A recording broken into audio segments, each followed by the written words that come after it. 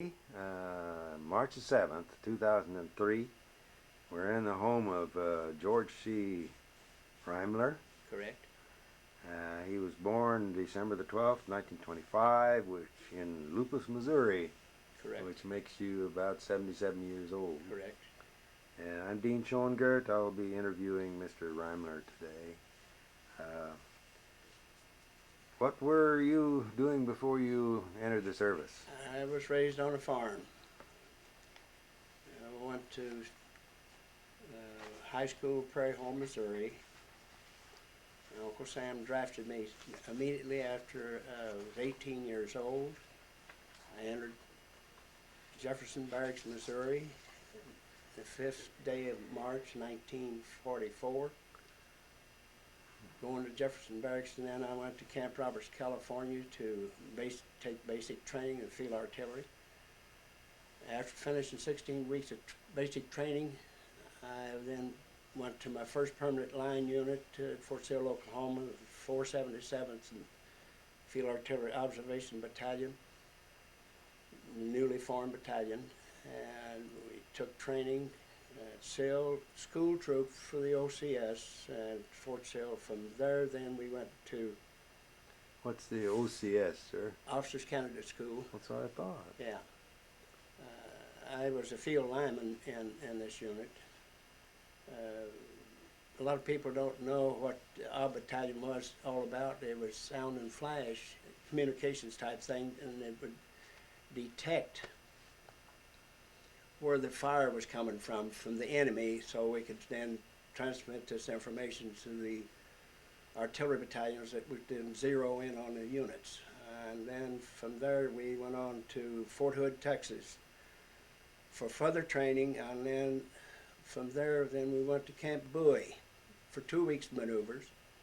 Camp Bowie we went back to Hood and finished packing up to go overseas, and from there we went on a short vacation. I don't remember how long, I think something like 10 days. We then were ordered to catch a troop train out of Kansas City for Seattle, Washington.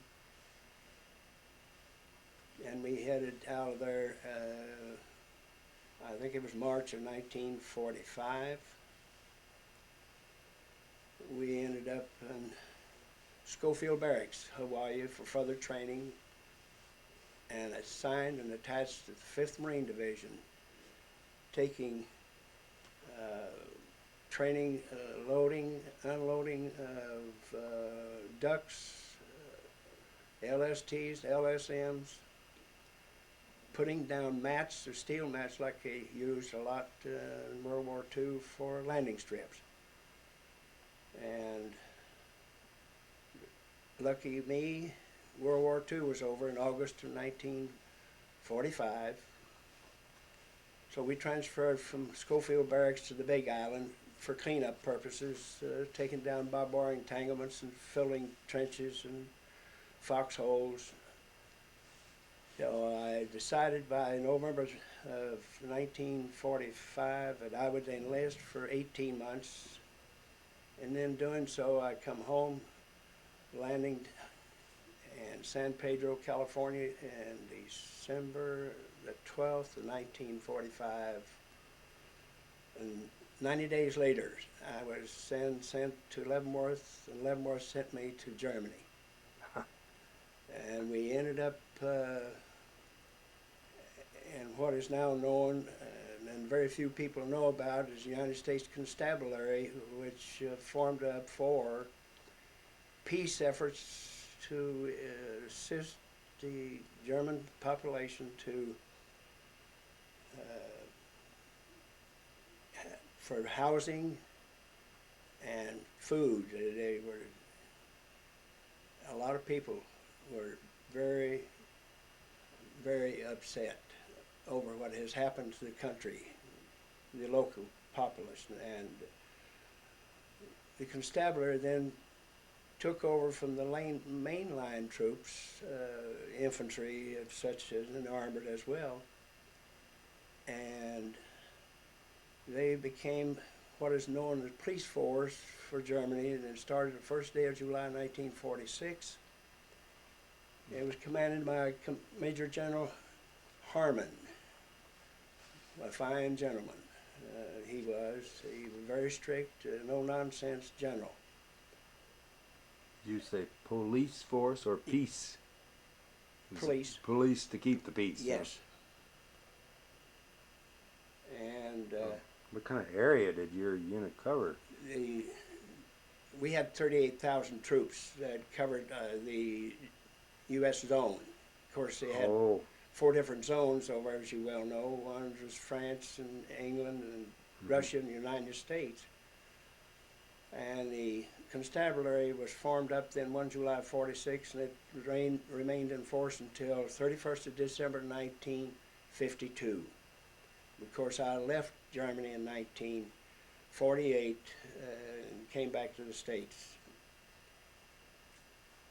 And I re-enlisted again in November of 48. Came back to the States, went to Fort Riley. Korean War broke out, and I went from there to Fort Leonard Wood. Training. I was a classification assignment specialist. And of course, most of my background before that was in the field, line duty. But anyway, I came back to Fort Riley. I was in the 10th Infantry Division. 10th Infantry Division, then I went up to post headquarters in classification assignment section there. Korean War broke out, and I went to Leonard Wood,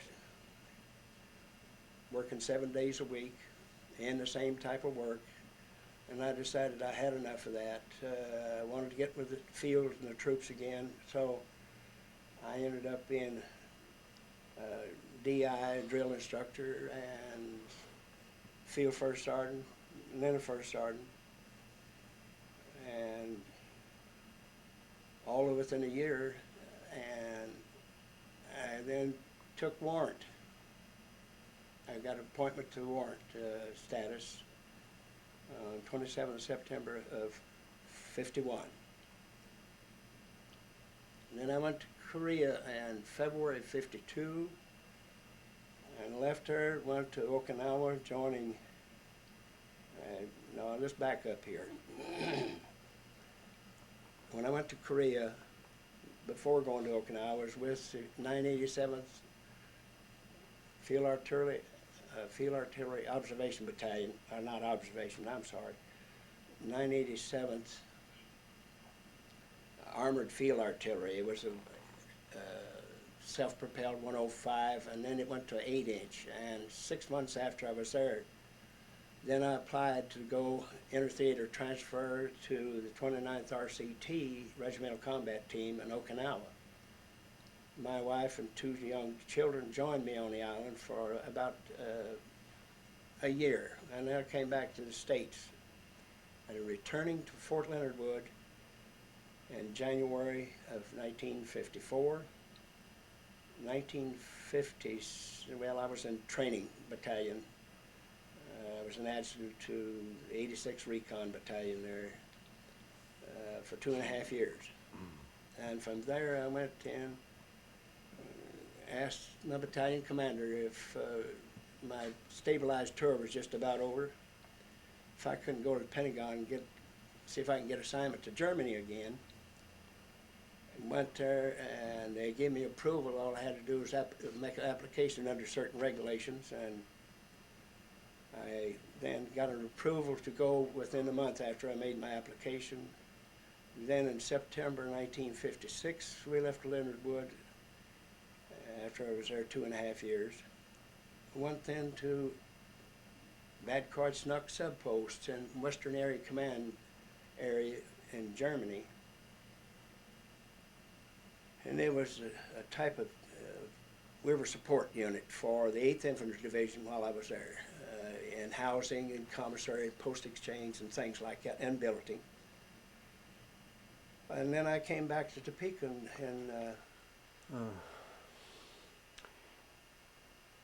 in Germany as a police peacekeeping back earlier. Okay.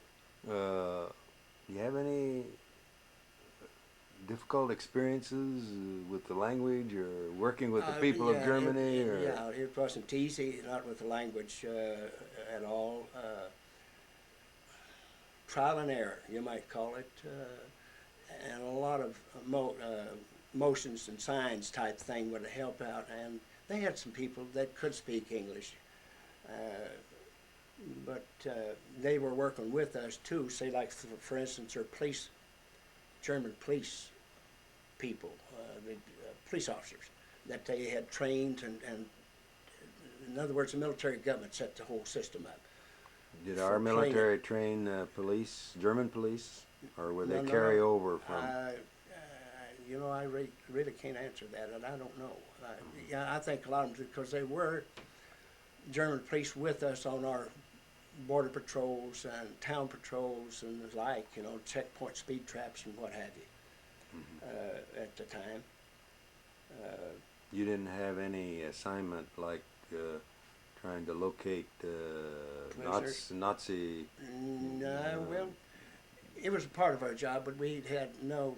That that was part of the whole program to fit in, to tie in with the military government, our side of the thing, and to assist it getting set up now.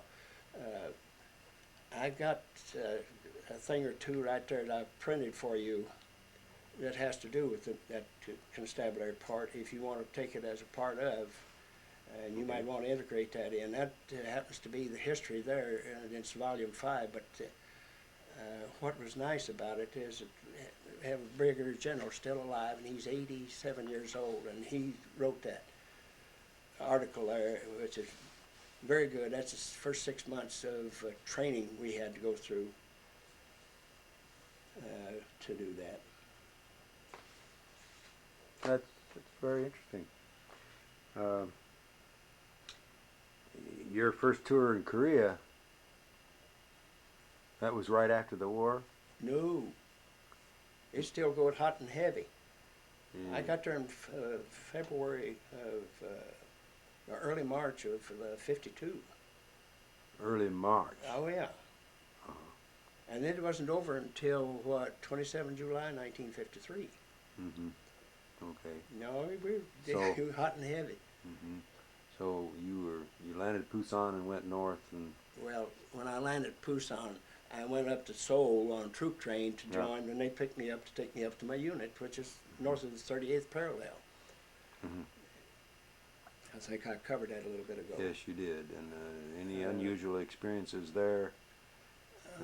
We had some rounds come in.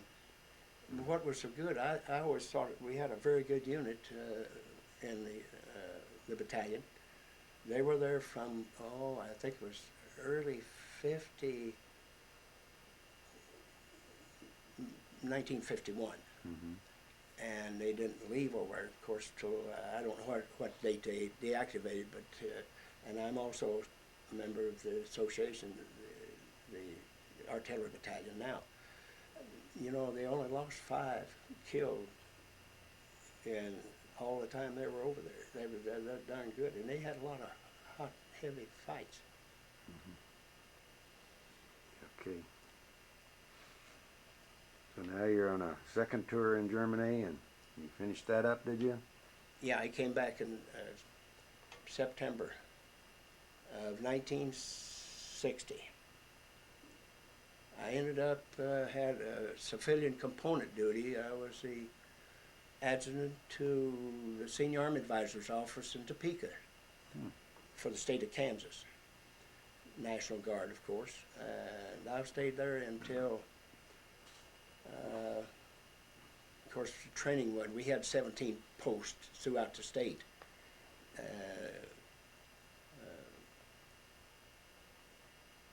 We had advisors, officers, and enlisted at each of those areas for training purposes through that period.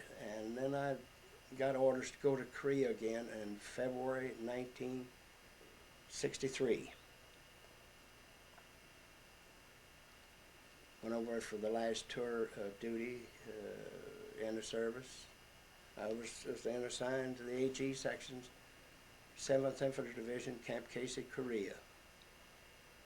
I left there in late March of 1964. Came home to be discharged and into retirement to San Pedro, California. No, I'm sorry, to Presidio, Monterey, California. Oh. And retiring April Fool's Day, 1964. So Got that any questions? that finished up 20 years in the service. 20, yeah, 20 plus, Mm. over 20.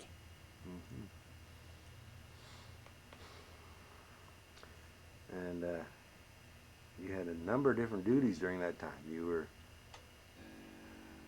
Did you were you a artillery spotter?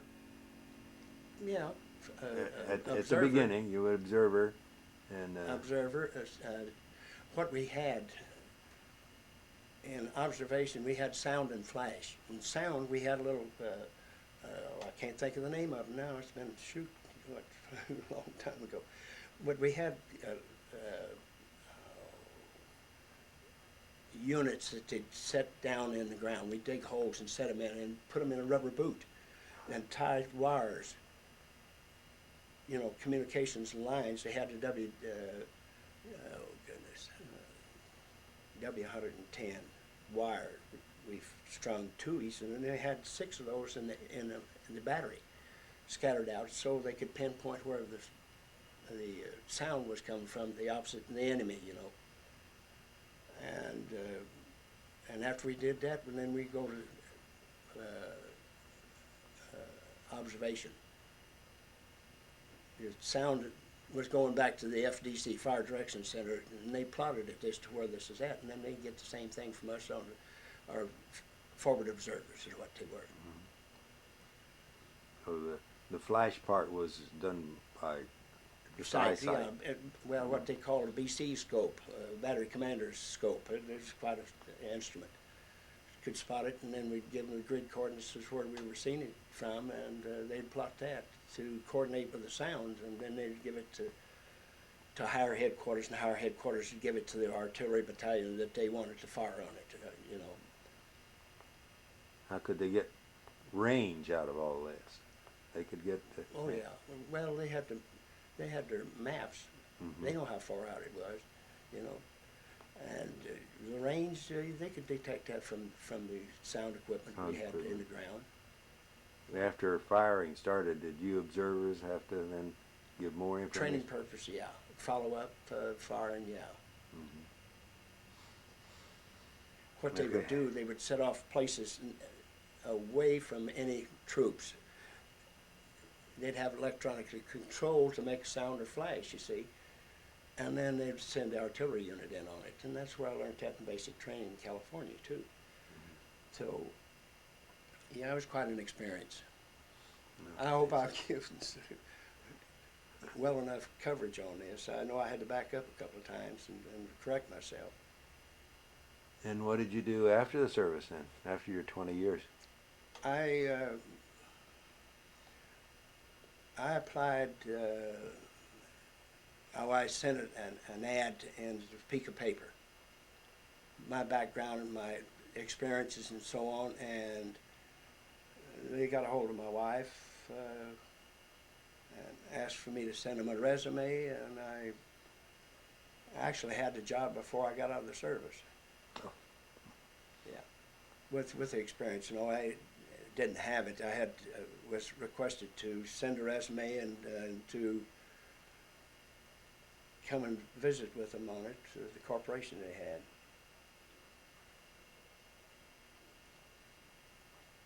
What kind of job did you get then? What? What? I was a nursing home administrator Here in St. Mary's? in St. Mary's, yes. We moved out here the 28th of August, 1965, and been here since. Had a family of 4 girls, wonderful girls. They all went to college at K-State. 3 of them did, and the youngest, next to the youngest, went to Emporia. And all the girls are in the area now, close by. They're not far off, no more than 2 hours away from me, any one of us.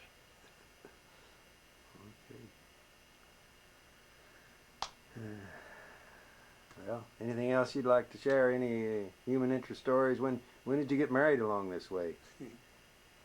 When did I get married? 30th day of June, 1948, in Germany. In Germany. My wife is German. Really? Wonderful. She's a wonderful person. They were she was very disgusted and discouraged and whatnot. She wasn't happy with the country way it was run and all the lies and everything else. So, yeah, we got married. Never been sorry for it. Well. Yeah.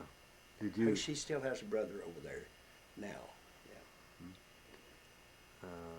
Did you have any experience with concentration camps or run into any of that? No, I've